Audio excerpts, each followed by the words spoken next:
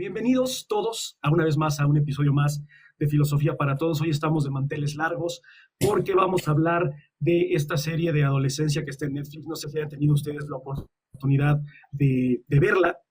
Se las recomiendo mucho porque es un tema muy delicado, es un tema muy, pues muy particular, pero al mismo tiempo es un tema que es muy presente y muy tangible en nuestra sociedad hoy en día y que creo que los que la hemos visto, y bueno, principalmente Carlos y yo que lo discutimos, fue algo que nos impactó a ambos porque nos despertó ciertas sensaciones, algunas cuestiones hay interesantes de nuestra propia experiencia docente y pues bueno, justamente ese es el propósito por el que estamos aquí, ¿no?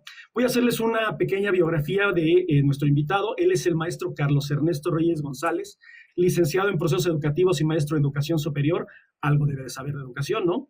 Ambos títulos entregados por la Benemérita Universidad Autónoma de Puebla. Él ha tenido experiencia docente dentro de niveles secundaria, preparatoria e incluso educación superior. Él ha sido docente desde 2015 en materias de investigación didáctica, seminarios de tesis en la Universidad Palafoxiana, TEC de Oriente y la Universidad Autónoma de Puebla. También se ha desempeñado en área de evaluación y planeación, además de organización de diversos foros y encuentros institucionales entre universidades dentro de tanto modalidad en línea en la pandemia. Ha participado como en diversas zonas escolares para la capacitación a docentes sobre inteligencia artificial y actualmente se desempeña como docente en secundaria en el área de matemáticas. Entonces, si ven que yo titubeo un poco es porque el señor está mucho más preparado que yo, pero bueno, eso es parte de, ¿no? Lo que sí les quiero presumir, entre comillas, es que, bueno, él también fue mi alumno en taller de filosofía, entonces estuvo unos meses compartiendo esta pasión que tenemos por la filosofía, entonces eso es lo que vamos a tratar porque tenemos unos años de conocernos y creo que empatamos en muchas cosas, ¿no?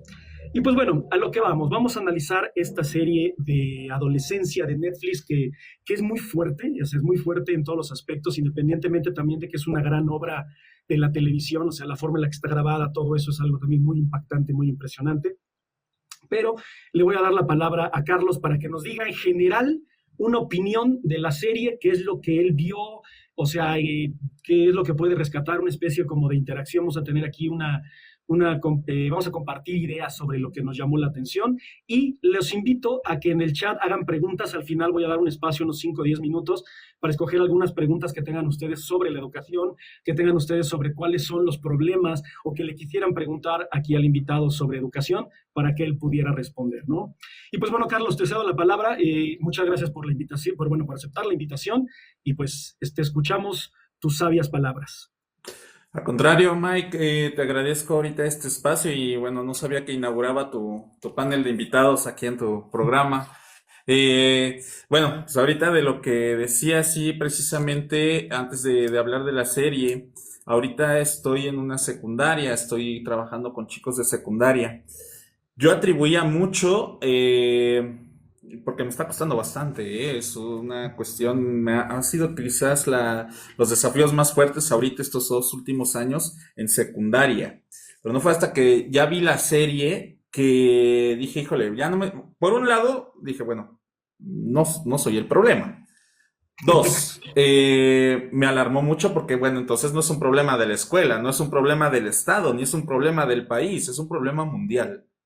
Eh, Cuando yo vi la serie, principalmente creo que el capítulo que más me impactó fue el segundo, ¿no? A Okay. grandes rasgos, bueno, para los que nos están viendo, la serie narra, compuesta en escena, o como se dice, cuando hacen solamente una sola escena Una en toma toda única, la ¿no? serie, ¿no? En el plano secuencia, dicen, ¿no? Uh-huh. Eh, quieren averiguar qué es lo que pasó con un chico que presuntamente asesinó a una chica, ¿no? El segundo, que es el que se ve toda la escuela, todo lo que es el mundo escolar, para mí es el más impactante porque retrata no solamente la realidad de los alumnos, narra el hastio de los maestros, digamos que ya la forma en cómo ya ellos ya se sienten superados en ese aspecto. Uh-huh. Hay varias partes, una parte muy interesante que es donde está llevando esta como coordinadora a los policías. Uh-huh. Y cuando averiguan como de dónde viene esta parte del bullying que supuestamente le hacía la chica al agresor, mencionan unos nombres interesantes. mencionan a Ujú. Andrew Tate. Yo Ajá, no lo conocía y me puse a investigar un poco de quién es este sujeto. Y maneja un discurso, no diría interesante, sino peligroso. claro, Y que ha permeado en varios youtubers y influencers que vemos aquí en México, ¿no? Y ujú, este, el lenguaje que se maneja, lo de los incels. Hay una frase muy interesante que se maneja donde dice el hijo del policía que el 80% de las mujeres se va a fijar en el 20% de los hombres, ¿no? Es como un claro. discurso que ellos ya lo tienen como metido, Sí, lo ¿no? tienen arraigado, lo tienen Ya lo tienen asimilado. arraigado, sí, ya es una parte importante y para ellos ya es como una ley o un decreto. Eh, y la maestra, la coordinadora dice, ¿qué es eso, no? ¿Qué es? O sea, no sé de qué me están hablando. Y Claro, ahí te das es que, cuenta, perdón, ¿no? creo que eso es algo muy importante de recalcar, porque la sorpresa de los docentes a ciertas cosas o comportamientos de los alumnos que tal vez nosotros también no tenemos la delicadeza, el tacto, no sé cómo llamarlo, de poder hacer una relación más personal con ellos y conocer cuáles son sus dolencias, porque creo que ese también es uno de los grandes fallas de la educación. Y digo, no me dejarás mentir tú, en el que o el alumno no lo permite o el profesor no lo permite. O sea, tratan de pintar una línea muy marcada entre lo que es la relación alumno-docente y en eso se pierde, yo pienso yo, la humanidad, el tacto, la conexión que puede existir entre un alumno y un profesor y que a lo mejor tengan ellos mismos la confianza de poder acercarse y decir, ¿sabes qué? Tengo este problema y tal vez si esto hubiera sido así, este caso no hubiera llegado a ese extremo. Ahora, yo siento que no es la responsabilidad completamente de nosotros como maestros darle la confianza al alumno de poder expresarse, pero creo yo que muchos alumnos no tienen la posibilidad de hacerlo en casa y tal vez vean la oportunidad en un profesor que tenga un poco más de tacto y contacto con ellos, de poder expresar aquellas dolencias, padecimientos, causas de depresión, estrés, que pueden llegar a salvar o prevenir alguno de estos casos, ¿no? Entonces creo que esta cuestión del tacto también es muy importante de analizar el por qué los maestros ya no tienen ese tacto. Y tú lo dijiste muy bien, ¿no? Ese capítulo, yo les voy a ser honesto, a mí no me dio miedo, a mí me dio desesperación, porque yo dije, es que ya, o sea, ya no pueden los maestros controlar. Y no solo eso, lo deshumanizados que están los chavos. O sea, eso es el asesinato, es la muerte de una chica de su edad y juegan, bromean, la autoridad del profesor ya es completamente nula, el docente ya, independientemente de las técnicas que pueda llegar a tener para poder lidiar con ello, ya como tú lo mencionaste hace rato, lo sobrepasa y ¿qué pasa? Tiende a lucir incluso como agresivo y deshumanizado el mismo maestro también, ¿no? Pero yo de verdad dije, yo estaría igual en esa posición, yo hubiera gritado, ya no hubiera sabido qué hacer para poder lidiar con ello, ¿no? Oye, y una cosa importante que mencionas, la parte en donde existía todavía esta como forma de relacionarse, ¿no? Siempre dentro del ámbito sano y el ámbito permitido, yo sentía que conectaba mucho con las generaciones que tuve al principio. Por ejemplo, bueno, cuando empecé a dar clases tenía yo 25, 26 años, por muy poco 24. Y no me Ujú. resultaba tan difícil el hecho de conectar, pues no sé, a lo mejor la música, los gustos, las películas, series, no había tanta diferencia y podía uno como entender, podía uno como conectar, pero de repente hubo, bueno, para mí dentro de mi experiencia estuve en secundaria al principio.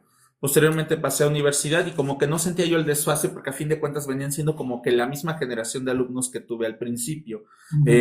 que vienen siendo como de entre el 97 de nacimiento, 2001, y regresé a la secundaria hace un año, en marzo, y ahí es donde doy el golpe, ¿no? O sea, por completo diferente, ¿no? Este avance de 10 años, niños que ya pasan del 2011 en adelante, eh, donde por completo no entiendo nada de lo que dicen, ¿no? No hay como tal que de qué están hablando, qué están viendo. Y en el capítulo 4 hay una parte importante, creo que es como el que más tiende a ser un poco más emotivo, en donde el papá se sienta con la mamá y empiezan a platicar sobre si hicieron algo mal. y empiezan a platicar sobre qué es lo que hacían. Simplemente que el alumno, bueno, el chico se metía a su cuarto y estaba en su computadora y se encerraba, ¿no? Pero a fin de cuentas, pues no era un alumno, no era un chico que pues sufría de violencia o sufría Exacto. maltrato por parte de su papá, ¿no? O sea, inclusive su papá dice, yo sí sufrí maltrato, pero pues jamás quise que eso pasara a mi hijo, ¿no? Sí, Entonces, no porque existía como tal ahí, como lo que podríamos decir comúnmente, ¿no? Dentro del contexto, ¿no? Está en un contexto difícil, a lo mejor padre alcohólico, padre golpeador, que bueno, no justifica, pero bueno, se entiende un poquito que el por qué en un entorno de violencia se ejerce violencia, pero acá no existe nada de eso. Y exacto. así como ese caso, podemos ver bastante, y en las escuelas tenemos este caso donde hay alumnos que no tienen estas condiciones. Yo, por ejemplo, estoy en una escuela privada, y no existen como tal cuestiones donde a lo mejor exista, no sé, abandono, cuestiones así. El papá está ahí, pero sí existe como tal una, no sé cómo decirlo, una parte en la que tú no estás entendiendo lo que está viendo tu hijo y Pero, a su vez perdón, no te está interesando también porque no estás ¿no crees conectando y que este es desconecte. problema? ¿No crees que el problema Ujú, también de ese distanciamiento que puede existir entre los padres y los alumnos, bueno, entre sus mismos hijos, pero por la misma situación de la sociedad? O sea, es decir, pensemos en la época en la que tú y yo éramos alumnos, ¿no? ujú. Tenías todavía tal vez el modelo, la figura, una figura paterna que estaba pendiente del lado escolar y una que se dedicaba tal vez a proveer, ¿no? Y ahora también por la situación económica ya solamente está, o sea, ya está ausente porque ambas necesitan proveer, ¿no? Y el Ujú. problema es que creen que por estar proveyendo es que están cumpliendo con la educación de sus hijos. Yo creo que tú has tenido experiencias y creo que todos los docentes hemos tenido experiencias donde el alumno es mal alumno, o sea, es decir, tal vez no tiene una moral muy bien definida, no tiene límites, es abusivo, digo, o sea, así con todas las palabras lo voy a decir, ¿no? Y tú llamas al padre y el padre es de, no, mi hijo es maravilloso, mi hijo es perfecto, o sea, aquí en la casa él es un ejemplo a seguir. Y tú, sí, bueno, en su casa, señor, pero aquí viene y hace esto, esto, esto y esto y esto, ¿no? Y de verdad ellos no lo asimilan porque el alumno es uno en casa y el alumno es otro en la escuela. Y tal vez ven el aula o el ambiente escolar como un escape de lo que no pueden tener en casa. Digo, no puedo decirte específicamente qué o cómo, pero sí yo creo que también es muy distinto la dinámica de una escuela pública a una escuela privada. Y aún así, o sea, me refiero a en cuanto al desempeño del alumno, porque yo también he trabajado en muchas escuelas privadas y he visto más desinterés por parte de los padres en las escuelas privadas que en las escuelas públicas. Todavía en la escuela pública, a pesar de que no tienen tanto acceso a recursos, los padres están muy pendientes de la educación de sus hijos. Digo, no todos, ¿no? Pero sí en la educación privada hay mucha, es que a ti te toca educarlo. Y se les olvida que a nosotros no nos toca educarlos, nos toca enseñarlos, guiarlos. Y la educación, la moral, también se enseña en casa, ¿no? Sí, y no, y bueno, fíjate que tengo presente mucho el caso de hace como año y medio.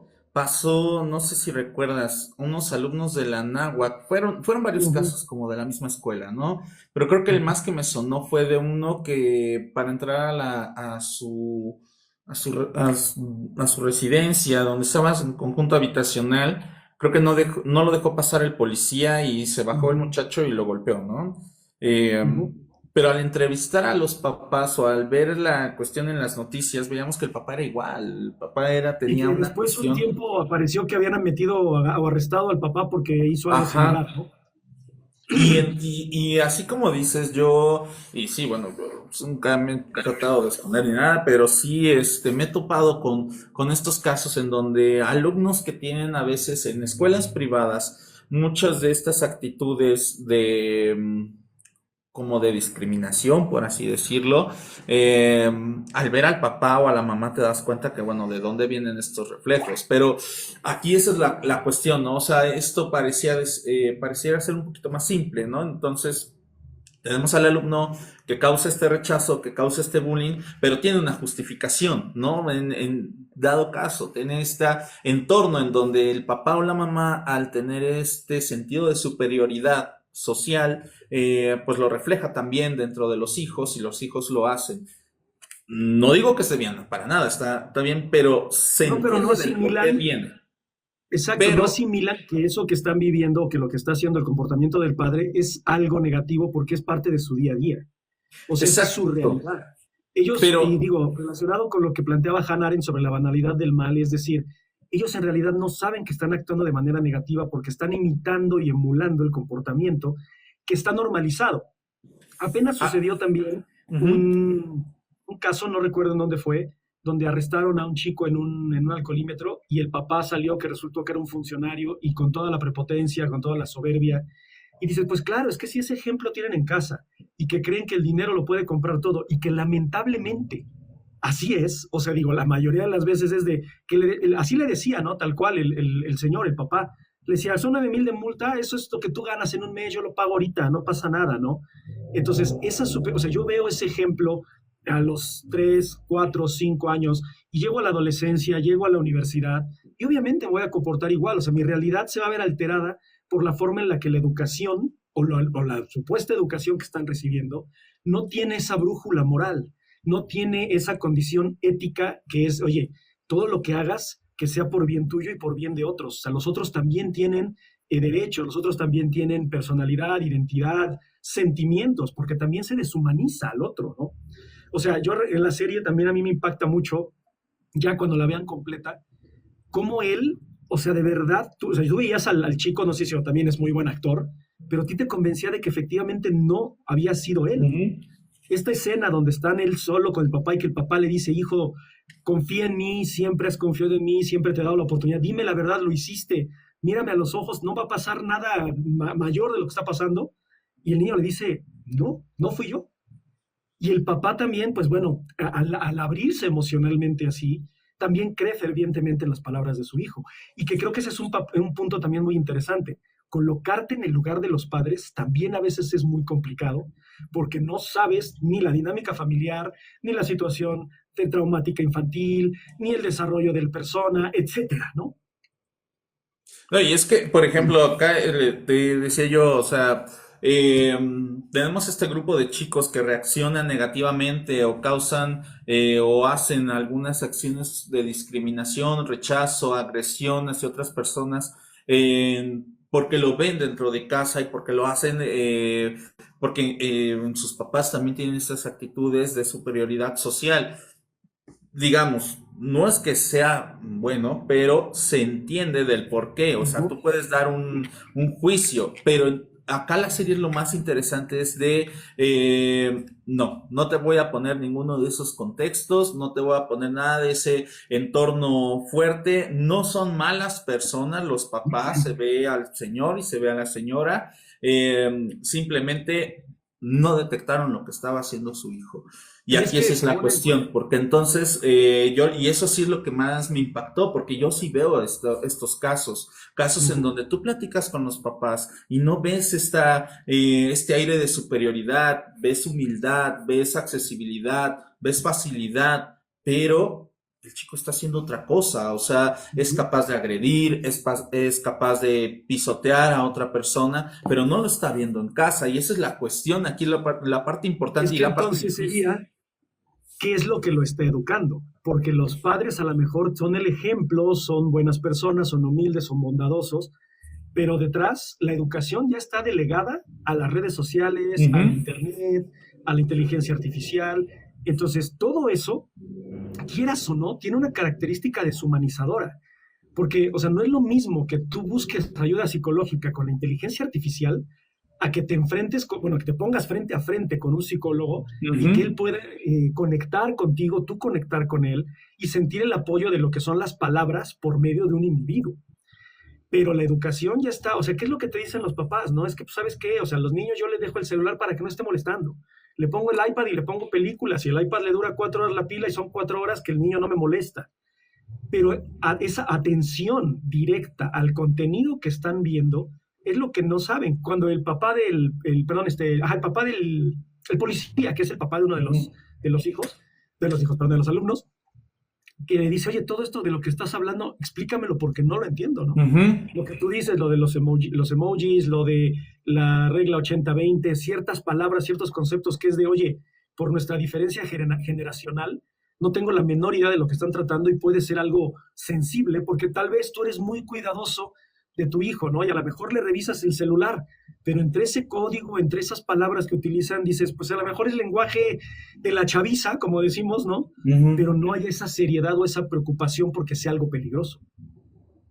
Sí, y acá, por ejemplo, todo esto que se maneja, yo lo veo con los alumnos y cuando entré a la escuela, a la secundaria, me topé con cierto personaje que la verdad siento que debería yo analizarlo un poquito más, sobre todo por el hecho de que lo mencionan mucho. Cuando mencionan Andrew Tate, Ujú, vi que maneja un discurso que es muy parecido a un youtuber aquí en México que se llama Temach.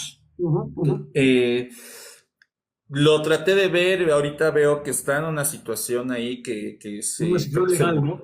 creo que se burló del hijo de Shakira. Ujú. eh, y veo mucho que ellos manejan, y me toca mucho con segundo de secundaria precisamente, que hablan esto del macho alfa. Ahorita estaban hablando de algo, justo los oí con esa palabra, el hombre Sigma. eh, Ajá. que digo, y tiene que ver mucho con esto, o sea, no lo estamos entendiendo. Hay cursos de bullying, ahorita de hecho estoy terminando un curso de bullying, y no menciona nada de eso, o sea, el bullying, el acoso, un poco ya de bullying cibernético, pero ya va muy desfasado con lo que los chavos están haciendo y nada ¿Y tiene que ver. no Ujú. crees que o sea, el problema de estos cursos también es que están muy enfocados a la parte académica de la enseñanza que a la parte práctica y real de lo que es la interacción con los chicos? Totalmente, totalmente. Tenemos un desfase muy fuerte porque quienes lo están realizando, y con todo respeto, son psicólogos, podrán ser algunos sociólogos, trabajadores sociales, pero no se están metiendo dentro de las raíces de donde están saliendo estos discursos, discursos de Ujú. odio para empezar, discursos Ajá. donde, ok, hay una contrarrespuesta muy fuerte quizás a movimientos, los movimientos de liberación podrían ser, no sé, aceptación de diferentes cuestiones, a lo mejor cuestiones de género, libertad femenina, libertad de orientación sexual, cosas así que en su momento se abogaron y se pidió que se hiciera como el respeto, pero dentro de ese respeto también no se pidió en algunas formas, digamos, pacíficas. Y ante eso existen también contrarrespuestas. Y eso yo lo veo muy, muy fuerte con este sujeto, con este youtuber, de Ujú. reafirmar un poco la masculinidad, que es un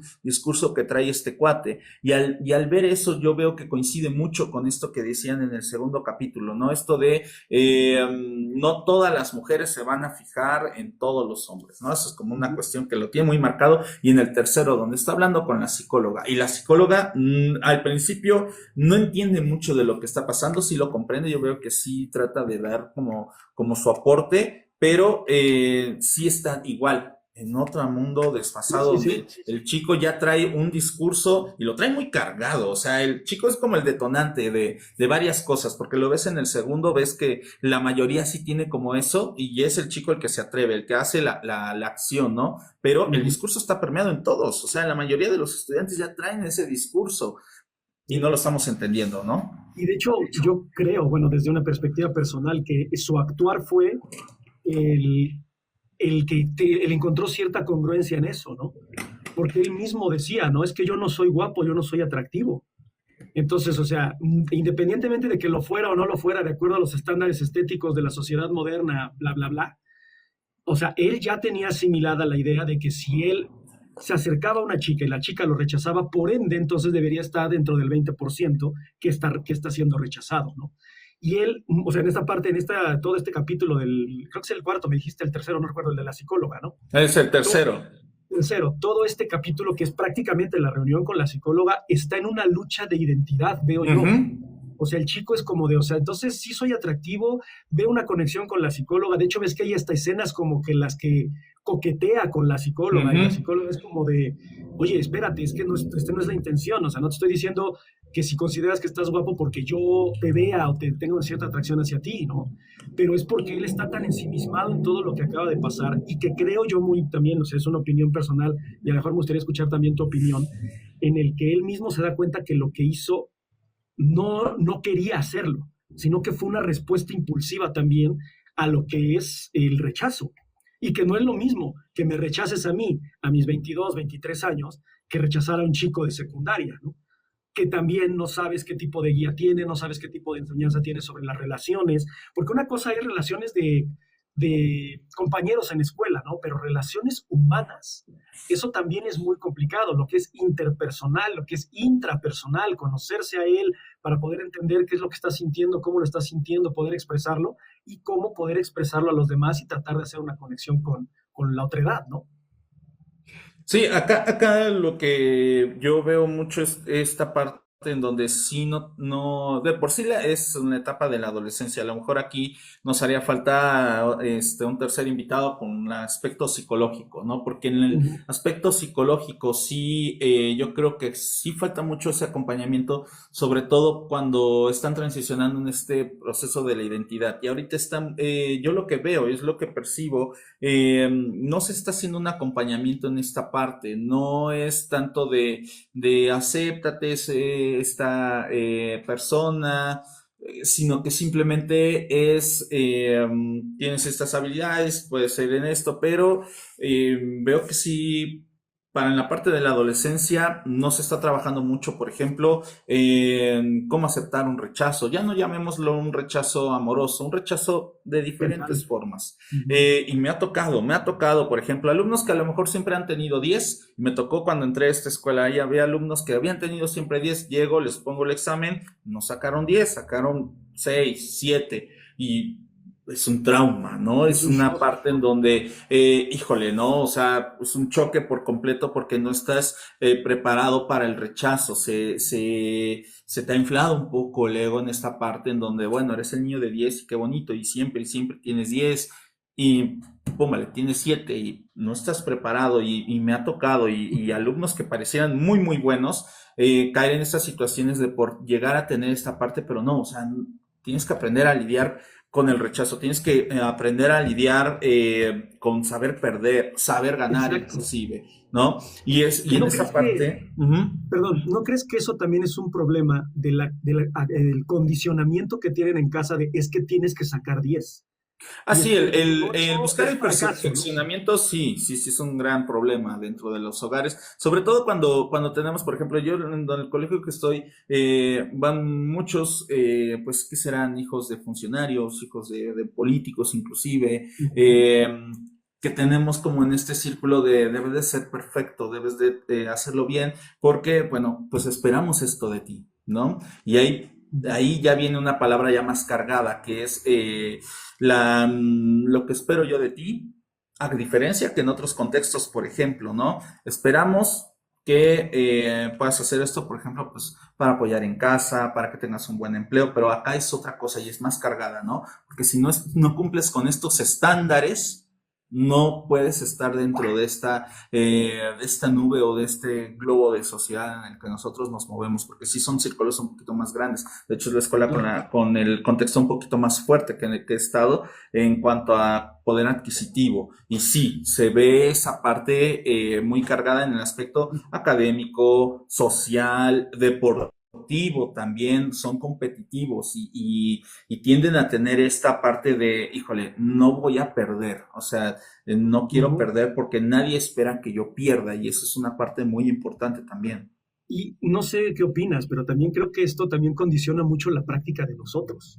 Porque, Por o sea, tú lo has supuesto. dicho, ¿no? O sea, tú estás en una escuela privada, yo también he trabajado en muchas privadas, donde literal a mí los directores, coordinadores me han dicho, a este no lo toques, a este no lo repruebas, a este no pones tareas. ¿Por qué? Porque es hijo de tal, tiene nexos con tal, tiene conexiones con este, con el otro. Y tú como maestro dices, bueno, ¿hasta dónde también yo queda mi ética profesional como profesor de decir, lo voy a evaluar parejo? Lamentablemente digo, los niños de secundaria ya no son tan niños, los de prepa pues ya son jóvenes adultos, los de universidad pues ni se diga, ya son adultos, y ellos ven esta distinción, ¿no? Y también dicen, oye, entonces, ¿qué está pasando aquí? Hay corrupción, hay nepotismo, no sé, se maneja dinero. Digo, o sea, lo voy a decir así abiertamente, a mí me ofrecían los alumnos dinero de tome tanto y no de 100, 200 pesos, cantidades exorbitantes a nivel preparatoria, a nivel nivel universitario. Y obviamente, pues tú como maestro dices, no lo voy a tomar, pero te metes en problemas también con las instancias educativas, te metes problemas con las autoridades porque ellos específicamente te dijeron, no lo hagas, ¿no? O sea, tú tienes que hacer esto, este niño siempre tiene que sacar 10. Y tu compromiso tal cual con la educación, tu compromiso con el impartir conocimiento, el despertar conciencias, desarrollar habilidades, como le quieras llamar de todo lo que compete a la práctica docente, pues se ve mermado no solo con ese alumno, sino que el resto dicen, ¿para qué lo hago? Porque si yo lo único que necesito es dinero para ser reconocido, entonces voy a buscar otras formas. Yo tenía alumnos de preparatoria que ya hacían trading ¿cómo se llama? Ay, se me fue, de acciones, ganaban más que yo. O sea, él me decía, fíjese, profe, ahorita en la hora de clase que no le estuve poniendo atención, me llevé 35,000 pesos, ¿no?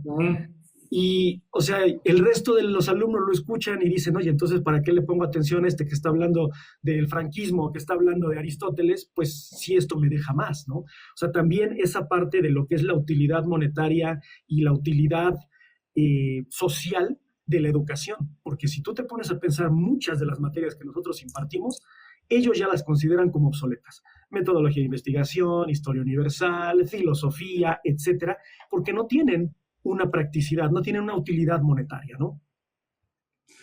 Y acabas de decir algo muy fuerte, pero ahora sí que, bueno, como dirían, andamos tirando factos aquí, diría la chaviza.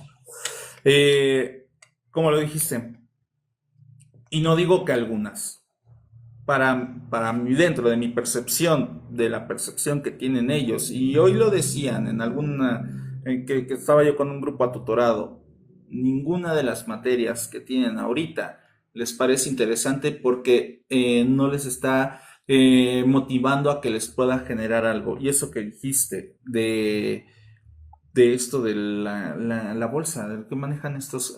Lo de la bolsa de valores, de los Pero stocks, dijiste un nombre. trading.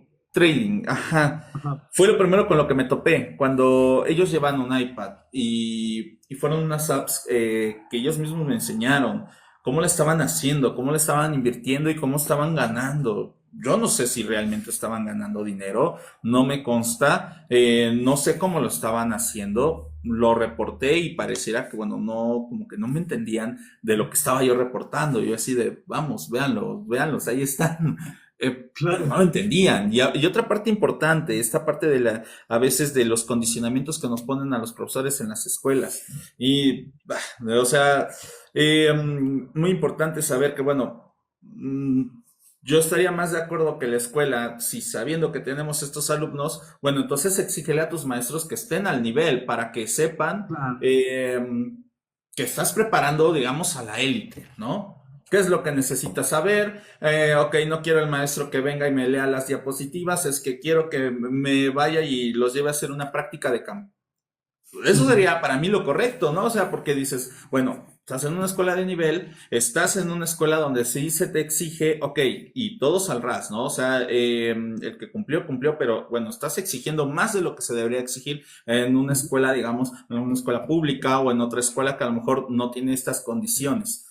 Y vamos a otra realidad que no hemos tocado y que, bueno, no se maneja aquí en la serie. En los maestros, en la mayoría, y puedo decir en casi la mayoría de las instituciones en las que he estado, quizás una solamente se puede jactar que sí, pero estoy hablando de un 1% de las escuelas. No está valorando la práctica docente ni económicamente ni socialmente. No. Y lo veo también en la serie, ¿no? O sea, los maestros se ven frustrados, a pesar de estar en un país de primer mundo, están en Inglaterra, ¿no? Y se ven frustrados, se ven ya sobrepasados. El número de alumnos que tienen cuando se ven los salones. Sí, son O sea, yo pensaría que tendrían 15, ¿no? 18 y los salones parecen de 30, por lo que veo cuando van entrando los policías. Y no da, ¿no? O sea, el salario del maestro está por los suelos. Hay otra película que sí te recomendaría y se me olvidó decirte antes de que empezáramos y a lo mejor para una segunda charla. Se llama Sala de Maestros, te la recomiendo. No sé si todavía la tenga HBO Max, la tenía HBO Max, que no sé si todavía la tenga, pero esta es alemana. También tiene todos los tintes de igual de adolescencia, pero esta está enfocada solamente en los maestros, en lo que pasa en la sala de maestros. Ujú. Y uno se da cuenta que sí, realmente pocos son, primero los lugares en donde sí se le dé el valor al maestro de lo que debe de ser. Por Ujú. otro lado, también tenemos una serie de maestros y ahorita, por ejemplo, te voy a poner un ejemplo muy claro que digo, bueno, ¿qué onda? Apenas entramos ayer de Ok. vacaciones, los maestros de educación básica entramos ayer. Tuvimos 2 semanas de vacaciones por Semana Santa, no fue por un descanso de SEP, fue por Semana Santa. Yo siempre he dicho que la segunda semana de vacaciones de Semana Santa no debería darse y Ujú. la deberían dar al 1 de julio, porque nos hacen ir hasta el 15 de julio ya cuando los alumnos ni van y es un Sí, ya problema no muy les fuerte. interesa. O sea, no, ya. Y para mí esa semana de Semana Santa, ok, denla, y porque sirve también descansar un poco, pero para mí es eso. Pero ahorita estoy viendo las publicaciones de maestros que están solicitando, como el jueves no va a haber clase, están pidiendo, y el lunes tampoco, porque es 5 de mayo, Ajá. están pidiendo que den el viernes. O sea, yo estoy en completo, digo, acabamos de entrar, o sea, si tú estás abogando porque mejoremos, porque tengamos una cuestión mejor, porque los alumnos estén más preparados, eres el primero en pedir el día. O sea, yo Claro. sé que a lo mejor muchos alumnos no van a venir. Y bueno, por mí está mejor, pues trabajo con los que Sí, trabajo y sí, pues sí, sí. mucho mejor, trabajo mejor con 5, con 10, Por ¿no? supuesto. Pero ahora sí tenemos esa parte o sea, también yo no puedo decir, oye, valora al maestro si el mismo maestro también tiene esa cuestión. O sea, y es una No, carta muy fuerte, pero ¿no? ¿no crees también que tiene mucho que ver, o sea, el hecho de lo mismo, y justo lo que tú estabas mencionando hace rato, el hecho de que como no está ni bien remunerada ni bien valorada, es de, a ver, ¿a qué vengo? Una, si van a ver, si tengo un grupo de 30 personas y van a venir dos, que son los que seguramente sus papás no tienen con quién dejarlos, y los Ujú. traen a fuerza, y están condicionados del resto de estarse burlando de ellos, de jaja, tú sí vas a ir a la escuela, ¿no? O sea, en realidad, lo que hagas, así sea la práctica más la mejor preparada, la dinámica más estructurada y atractiva, el alumno no va a aprender. Y tú también como docente, y digo, yo lo veo, o sea, trato de ser imparcial en este aspecto porque es muy padre decir, ay, tenemos la vocación de docente y yo quiero enseñar y todo, pero me vas a pagar 100 pesos el día y me vas a hacer ir hasta la escuela, tener que estar sentado ahí. Si no va nadie, ahí tienes que estar en tus horas, ¿no? Que bueno, eso también es un tema. Ahora no estamos desfasando un poco de la serie, pero es el problema tal cual de la educación, ¿no? Que los consejos técnicos. Yo recuerdo que los consejos técnicos, a mí yo llegó un punto en el que ya no había, porque las instituciones privadas que tienen creo que la opción de o hacerlo o no hacerlo, pero cuando lo hacían, o sea, literal llegaba la coordinadora, llegaba la directora y era de, ¿y qué hacemos? Ah, pues a ver, cuénteme usted qué problemas tienen en el salón, ¿no? Pues este y este chico, tal, pero, o sea, llevar una minuta, llevar una estructura de cuáles son los temas a atacar. Yo creo que es más, o sea, y digo, yo lo veía más, que era más como una presunción del docente de lo que había hecho o de lo que podía hacer, que el desarrollo real de los alumnos. Era de, yo este semestre o este mes hice esto, y fíjense, por eso valgo la pena de seguir aquí, no me corran, por favor. Y digo, no sé cuál haya sido tu experiencia, pero eso es lo que yo he visto, porque también la necesidad de encontrar un trabajo digno como docente es sumamente complicado. Y tú ves esas escuelas que son privadas, que tienen ingresos millonarios, que las colegiaturas son de 5 cifras y tu sueldo apenas llega a las 4 y Ujú. son de tiempo completo y a veces hasta sábados. Y no toman en cuenta incluso el tiempo extra que nosotros hacemos, que es revisar tareas, revisar ensayos, sacar promedios, calificar, bla, bla, bla, ¿no? Entonces también por esa parte yo me quedo de, si a mí me dices, me van a dar el viernes, dámelo. Digo, a lo mejor se suena un tanto mediocre, pero si yo supiera que hay una verdadera intención por parte de la institución de que los chicos aprendan, pues tal vez entonces también yo me vería contagiado. Lo que decía Confucio, ¿no? Tú tienes un líder que predica con el ejemplo, lo vas a seguir. Pero también tienes al director que está también ahí buscando de, a ver, ojalá lo den, pues entonces también a qué voy, ¿no? Sí, claro, y es que no sabes qué puede ser primero, o sea, valoro el trabajo docente, les doy un mejor salario, les doy mejores prestaciones, doy esta pues valoración docente primero, o sea, es como que, ¿qué esperas que pase primero? O sea, estas facilidades o esta valoración docente. Y acá ya viene una gran distinción muy fuerte con todo lo que mencionabas de los consejos técnicos. Hay una gran separación y, bueno, aunque sí nos alejamos un poquito de la serie, pero bueno, sí lo retrata, por ejemplo, este maestro que está poniendo los videos, me dio Ajá. mucha, como entre risa y también uno como se siente identificado, ¿no? De que están poniendo el video. Eh, Hay una gran distinción entre los docentes de educación pública y la educación privada. Ahorita, por ejemplo, educación pública, se ve la gran distinción. A lo mejor nosotros estamos con chicos con poder adquisitivo muy grande en las escuelas privadas, pero en escuelas públicas, donde están en contextos, digamos, más reales, que son que son la gran mayoría, por ejemplo, ahorita el Día del Maestro, los maestros reciben un bono. Y ese bono no es para maestros de escuela privada, a pesar de que se piden requisitos para entrar a escuelas privadas donde debes de estar titulado, también pasas exámenes, también pasas pruebas y todo, y escuelas privadas no están consideradas para nada, a pesar de que es un gran porcentaje de escuelas privadas en el país. Por ejemplo, ahorita estuve en un evento con personas de Comisión de Luz para una carrera que me invitaron. Y me pareció muy interesante cómo hicieron este evento para el público en general, ¿no? Adelante, somos una organización gubernamental, les damos el chance de que todos puedan estar y traer a sus familias o a sus amigos. Y sí me hizo notar que, por ejemplo, los maestros ahorita, para el Día del Maestro, hacen, por parte de los sindicatos, por parte de la SEP, hacen muchos eventos, pero ninguno de esos eventos es dirigido hacia maestros de educación privada, a pesar de que, pues, en teoría, son maestros preparados, maestros que deben de tener también su licenciatura, inclusive maestría. Tengo doctores, tengo un postdoctor de compañero, tengo un compañero postdoctor en ciencias. Y sí me parece ahí esa parte en donde si estás haciendo esta separación, tu mismo sistema educativo está haciendo la separación de maestros, porque para entrar al ámbito público es un rollo. Y ya ahorita ya no todos pueden entrar, o sea, cada vez se está segmentando más y los accesos para poder acceder a una plaza es todavía mucho más difícil, ¿no? Entonces, pues, ¿qué queda? Pues estar en estos espacios privados, buscar la escuela que mejor pague, pero aún así, para el Estado no estás considerado como dentro del gremio docente. Si acaso, la única vez que me sentí maestro del país fue cuando fue la pandemia, cuando nos vacunaron por ser maestros. O sea, fue Ajá, lo sí. único. Sí, Y fue eso como el porque, evento bueno, no se me que mueran. nos unió, ¿no?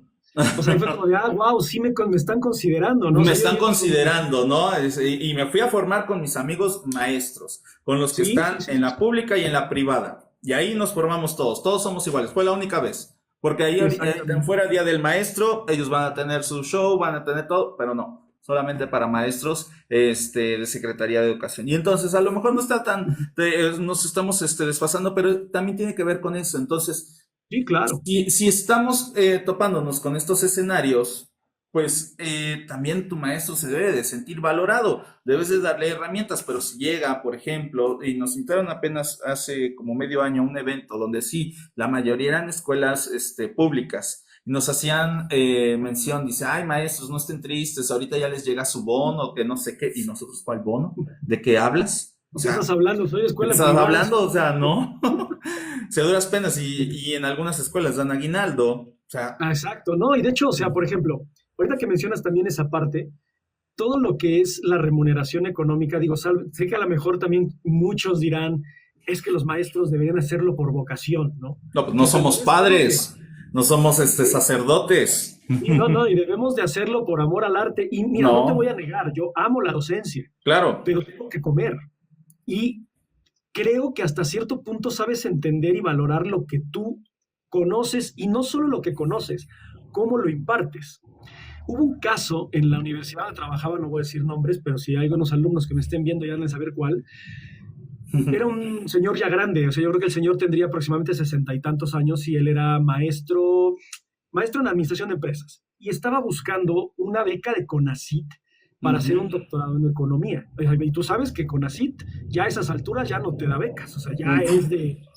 En la edad en la que estás más preparado y más consciente mentalmente para estudiar, en la que te dicen que ya no. Bueno, no sé cómo lo hizo, lo consiguió, estudió su doctorado y él llegó muy contento a contarme, o sea, yo era muy amigo de él, me llevaba muy bien y me dice, ¿sabes qué? Acabo de recibir mi título de doctor, fui por él hace rato y mira, te lo enseño, te lo presumo. No, pues felicidades, doctor, ya no es maestro, felicidades, doctor, bla, bla, bla. Termina el semestre y manda un mensaje en el grupo de que iba a dejar la escuela. Yo créeme, o sea, mi ingenuidad me dijo, bueno, logró conseguir un puesto mejor, ya con su doctorado, ya se fue a dar clases a una mejor universidad, etcétera. Bueno, no. En el mensaje que me mandó a mí en particular me dijo, te agradezco mucho por tu amistad, etcétera, pero ¿qué crees? Cuando ya pedí sueldo de docente de doctorado, me despidieron.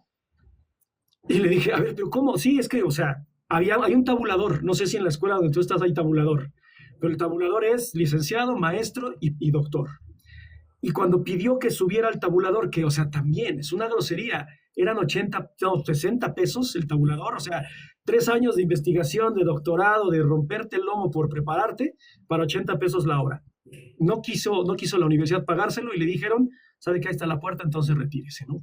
Entonces, si la misma institución no te está valorando, ¿cómo esperas que el papá o el alumno sepa y entienda que el profesor que tiene parado frente a él es alguien sumamente preparado y que está aportando algo bueno para sus hijos? Ahora, no necesariamente quiere decir que porque tengamos postdoctorado seamos buenos maestros. Hay muchos ejemplos en los que tú puedes ver que es gente muy preparada, pero que no tiene la habilidad docente, no tiene el tacto, no tiene las herramientas o incluso ni siquiera tiene la voluntad, cayó en la docencia, ¿no? Que ese también es otro de los grandísimos problemas. No te puedo decir un porcentaje, pero un gran porcentaje no la pudo hacer en un sector privado, no lo pudo hacer en un sector empresarial.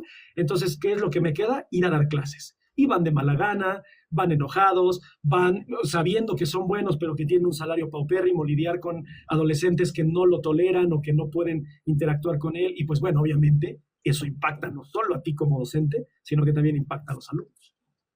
Sí, y por ejemplo, de todo lo que decías ahorita, esta parte de la vocación, muchos creen y lo creen desde ámbitos institucionales, organismos ya grandes, donde el amor a la docencia, y a veces es un desprestigio muy fuerte, porque, ok, yo amo la docencia, me gusta impartir clases y por eso estoy aquí, Uh-huh. pero no quiere decir que mi profesión, porque es una profesión. No soy un monje, no soy un sacerdote, ¿no? O sea, si no de eso, pues me meto al convento, me meto al seminario y pues no espero Claro. una remuneración porque la remuneración es la gracia divina. Pero no, o sea, yo necesito comer, yo necesito, es un trabajo y estudié para eso, invertí en esa educación y tengo un grado, licenciatura, maestría o doctorado, lo que sea, pero existe un grado. Y entonces no existe esta, pues, nivelación o tabulación correcta y sobre todo, y sí, tanto pública como privada. Déjame decirte, por ejemplo, para el sector público, a pesar de que tengas maestría o doctorado, si tu carrera no aparece en la línea de carreras solicitadas para hacer, no puedes aplicar examen, ¿vale? Y ahí Eso está me un pasó a mí. fuerte problema. Fíjate, a mí me pasó en una prepa que yo daba clases de filosofía, yo era el profesor de filosofía, porque además, bueno, no sé dónde tú estás, pero te piden que terminando cada semestre enseñes documentación de que tomaste algún diplomado, algún Ujú. curso con cierto número de horas, etcétera, ¿no? Entonces yo tenía cursos en miles de universidades de filosofía, filología, ética, estudios aristotélicos, estudios platónicos, medieval, en fin, mucho de filosofía. Pero me dijeron, ¿qué crees? Es que aquí en el manual de la SEP, tu carrera no puede dar filosofía. Ujú. Y le digo, pero a ver, espérame, mi carrera es humanidades y ciencias sociales, yo veo filosofía política. Sí, pero, o sea, la SEP no la tiene. Y pues la SEP no la tiene, te la voy a quitar. Y pues me la quitaron, ¿no? Entonces yo también decía, ¿para qué entonces me piden que yo entregue cada semestre cursos, horas y preparación y documentos que avalan que puedo dar esa materia, si también la SEP va a tener sus propias reglas o sus propias normas en cierto punto, que, ojo, esto es también una opinión muy personal y ahorita lo discutiremos, creo que están desfasadas y no basadas en lo que es la carrera. Porque, por ejemplo, si tú le preguntas a un filósofo si alguien que estudió ciencias sociales puede dar filosofía, te va a decir que sí, porque la base de las ciencias sociales es la filosofía política, la filosociología, etcétera, ¿no? Pero la SEP te dice no. Ahora, puedo llegar a comprender eso, pero si estás viendo que el profesor tiene diplomados y cursos y talleres y seminarios de hace 10, o sea, 10 años consecutivos, de una área filosófica, ¿por qué se la quitas, no? O sea, porque eso fue lo que me pasó, a mí me la quitaron y los alumnos estaban enojados. Yo anhelaba que me tocara filosofía con usted por lo que decían nosotros los compañeros de filosofía. Llega la nueva maestra de filosofía, maestra en estética, licenciada en filosofía, maestría en estética, y salía de las clases y me decían, mira, le di tal filósofo y no le entendieron, ¿les puedes explicar? Y yo sí me sentí, yo me enojaba. Mantente conectado al canal de Filosofía para Todos en YouTube y en Spotify para la segunda parte de esta interesante entrevista sobre la educación. Soy Mike y que la filosofía los acompañe.